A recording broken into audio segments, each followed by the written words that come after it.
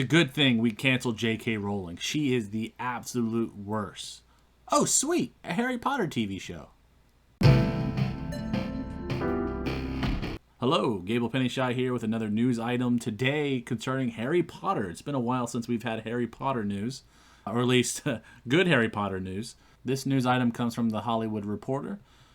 Harry Potter live-action TV series in early development at HBO Max. Now, HBO Max has been killing it lately, and I mean that as both a good and a bad thing, right? They have a lot of new stuff, movies from directly from theater straight onto HBO Max same day, a bunch of new properties, bunch of new retellings of stories, and all that stuff.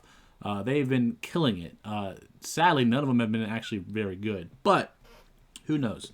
At least they're giving us content. That's a plus.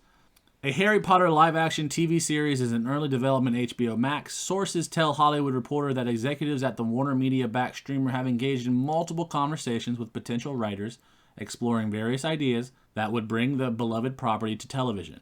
Sources say broad ideas have been discussed as part of the early-stage exploratory meetings. While it's news that executives at HBO Max and Warner's are engaged in meetings to find a writer and pitch for Harry Potter TV series, so there's actually no pitch yet. They just want to do it. So, I mean, I guess this is sort of a non-point, right?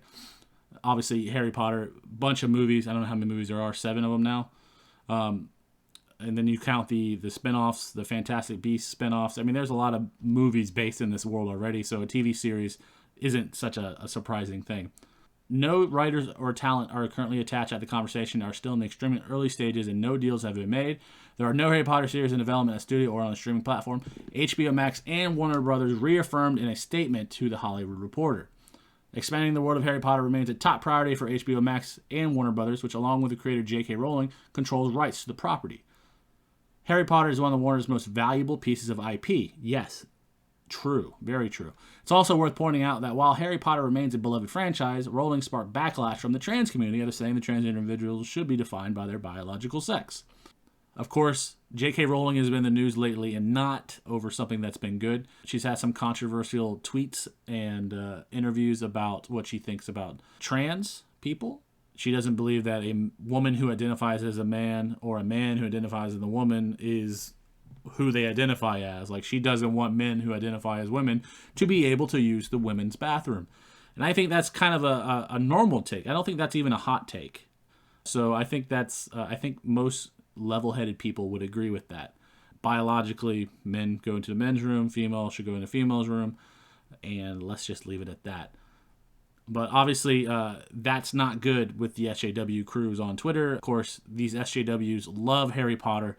They idolize this thing. They've been reading it for basically their whole life, right? You can see it. It's in their Twitter profiles. They identify as Team, Hufflepuff or Gryffindor and all that. And, of course, even myself, I was a fan of Harry Potter when, I was a child.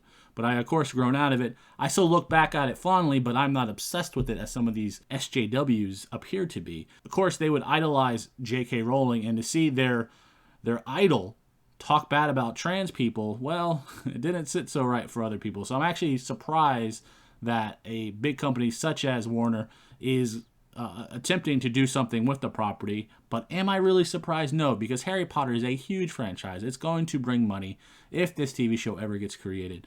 So obviously, wokeness only goes so far. The almighty dollar hopefully will start winning again, and people will start making content that people want to see, regardless of what they believe that their original creators' ideologies are. News that talks are underway for Harry Potter TV series should come as no surprise given the value of the franchise to Warner Brothers. Rowling's 7-book series was adapted as 8 feature films, that gross more than $7 billion worldwide. Warner's also has a Fantastic Beasts prequel series of films, with a 3rd set to bow next year, and 2 more likely to come afterwards. I wasn't huge into the Fantastic Beasts films. I think they're fine. But I think that, I don't know. I mean, it's just one of those things, like, I gotten used to the world that I kind of want the fantastical world of Harry Potter. I don't know, maybe it's a little the childish world of Harry Potter, who knows. The plans for a Harry Potter TV series should be seen as a rightful extension of the property at a time when Warner Media is prioritizing its streaming service. HBO Max launched last year and is the home of the company's most valuable intellectual property. The platform is a streaming home of DC Comics films, with multiple TV spin-offs and originals already in the works. The streamer is also the home of mega hit Friends, with a reunion planned to film in March for the service, which I think that'll be huge as well. Game of Thrones and all of HBO's originals, which Game of Thrones really lost a lot of street cred with the final season, and the two writer guys who basically abandoned it. I don't know if they can salvage Game of Thrones.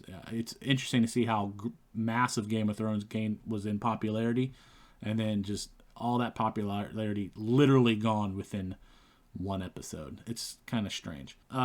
Including Sex and the City.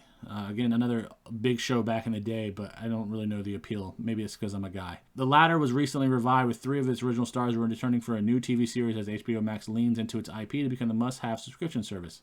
It's also worth noting that HBO is building out its Game of Thrones arsenal with multiple other projects in the works, all of which would eventually live on HBO Max. And we talked about that already. Definitely, I think Game of Thrones maybe can be salvaged, but I think they need to regain the fans again. As for Sex and the City, definitely not my target demographic, and I don't know exactly what they're going to do with it.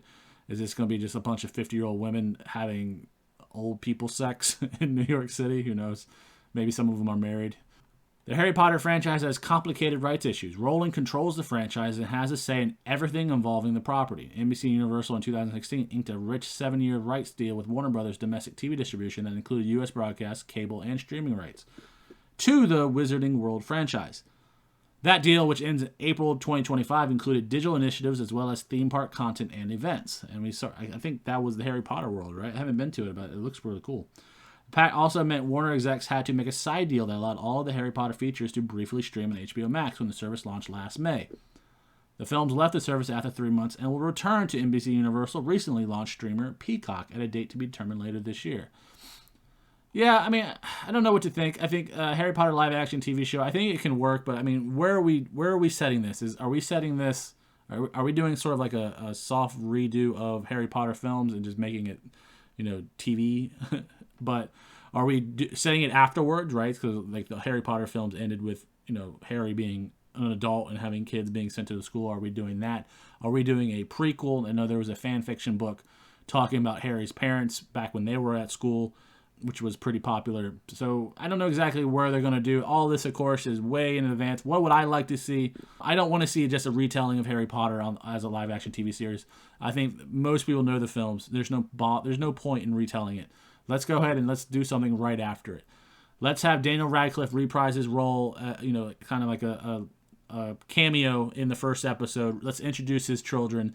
Let's send maybe all the other kids as well. Hermione, actress, Watson, whatever her name is, and then the redhead guy.